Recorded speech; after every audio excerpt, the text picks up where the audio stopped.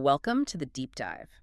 If you've been keeping an eye on military developments in Southeast Asia, well, you'll know Thailand just made a really significant defense decision, maybe even a surprising one. Yeah, absolutely. They went with the Swedish Saab JAS-39 Gripen EF fighter, choosing it over a pretty strong American option.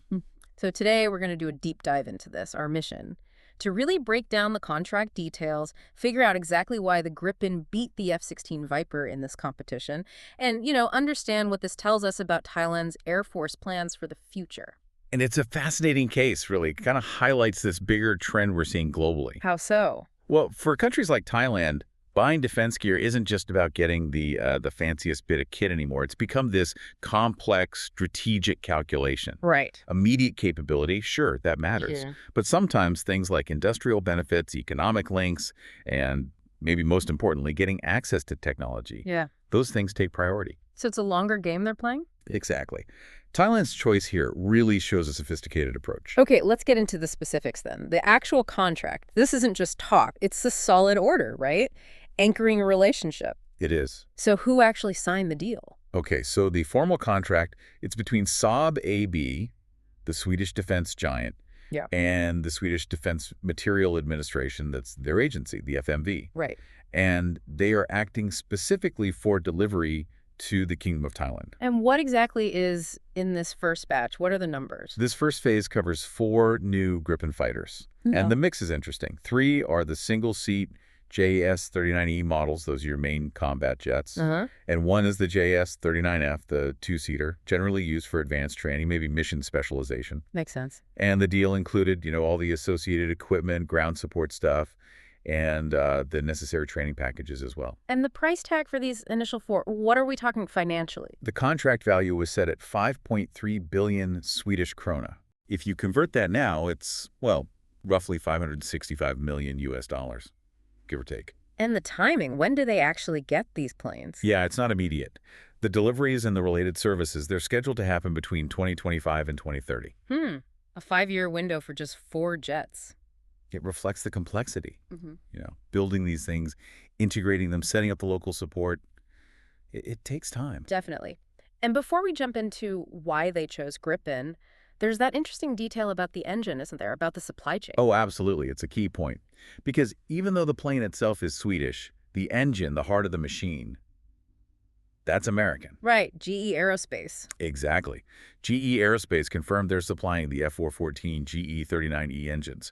Powerful, reliable units. So an American company provides a critical component for the Swedish jet that beat the American competitor. Precisely. It just shows how interconnected the global defense industry is, even when there's, fierce competition going on. Okay, so that brings us right to the core question, the competition.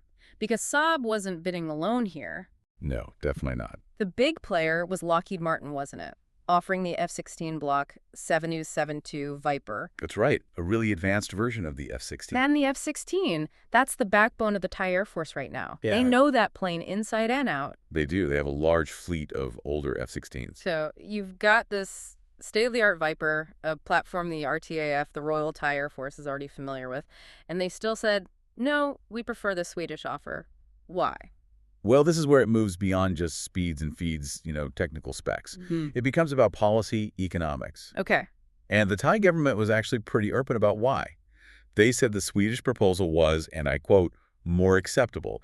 And they highlighted 3 key reasons. 3 factors. What were they? First one, price. Straightforward enough. The overall cost of the Gripen package, buying the planes, the long-term maintenance, spares, everything. It just looked better for the Thai budget compared to the total cost of owning the Viper. Okay, cost effectiveness. That always matters, especially with tight budgets. But price alone usually doesn't beat Lockheed Martin. What else? Right. The next 2 factors, this is where the difference really emerged. Second was counter-trade. Ah, the economic benefits back to Thailand. Exactly.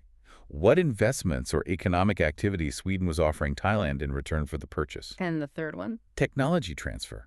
And this one is often huge for a long-term strategy. Basically, how willing Saab and Sweden were to share defense, tech, knowledge, maybe even help Thailand build up its own capabilities. Which the U.S. can be, let's say, more restrictive about sometimes. Often, yes. Or it comes at a very high price premium. So if you step back from it, does this basically signal that for countries in places like Southeast Asia building up their own industry, getting that economic boost, that long-term value, that might actually outweigh a small difference in, say, combat capability between two very good jets. I think that's a very fair way to put it, yeah. It's a big signal. The traditional U.S. approach is often selling a complete, highly capable system, but keeping a tighter grip on the underlying tech. Sweden and Saab in particular, they've kind of built their model around partnership. Offering more access. More access to things like maintenance know-how, repair, overhaul, MRO, maybe even allowing some local customization down the line. They're not just selling a plane. They're selling industrial cooperation. Which leads us right into this offset package. That wasn't just a footnote, was it? It sounds like it was central to the deal. Oh, absolutely central.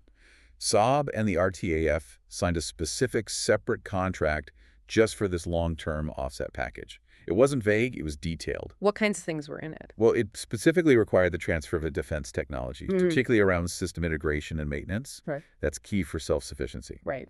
It mandated industrial cooperation. Could be anything from setting up local component manufacturing to more high-skilled work. And it went beyond just defense stuff too, right? Yeah. Yes. Crucially, it also demanded investments in other sectors of the Thai economy, non-defense sectors.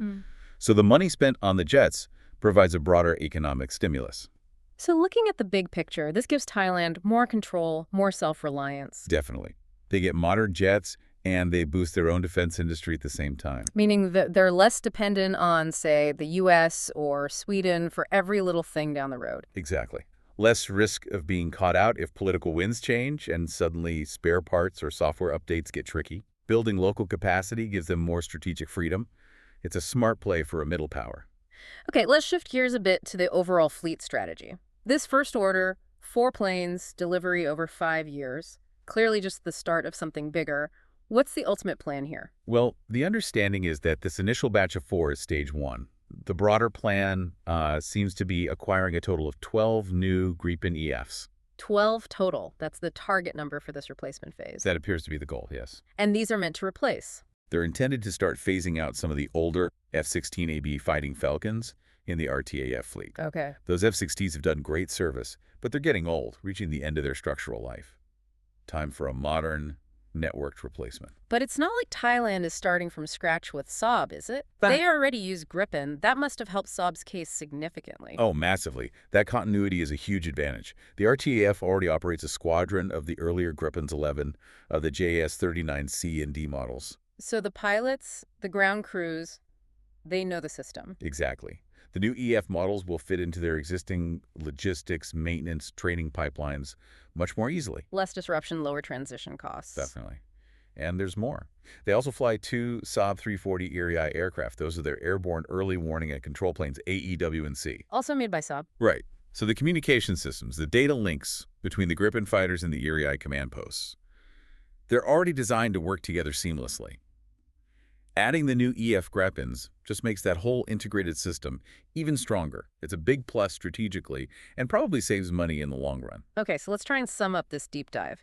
Thailand's committing initially to 4 Gripen EFs, about $565 million worth, as the first step towards getting maybe 12 new jets to replace older F-16s. That's the core of it. And the key takeaway, the reason this is so interesting, is how Saab won. It wasn't just about the aircraft's performance, but crucially about the better offer on counter-trade and technology transfer, making the whole package more attractive than the F-16 Viper deal. Precisely. It really shifts the focus. Which leaves us with a really big question, doesn't it, for the whole defense market? It does. If these economic offsets and tech transfer deals were the deciding factor here in Thailand, how much pressure does this put on the big traditional suppliers like the U.S.? Especially in dynamic regions like the Asia-Pacific. Will they need to fundamentally change how they do business? Offer much deeper tech access, more significant economic cooperation? Or risk losing out? Or risk losing market share, yeah. To competitors like Saab who seem willing to build those deeper partnerships, it's something to watch very closely. A fascinating thought. Industrial policy potentially becoming as important as military tech in these big deals. Thanks for joining us for this deep dive. We hope you'll keep thinking about how these industrial policies are shaping defense partnerships around the world.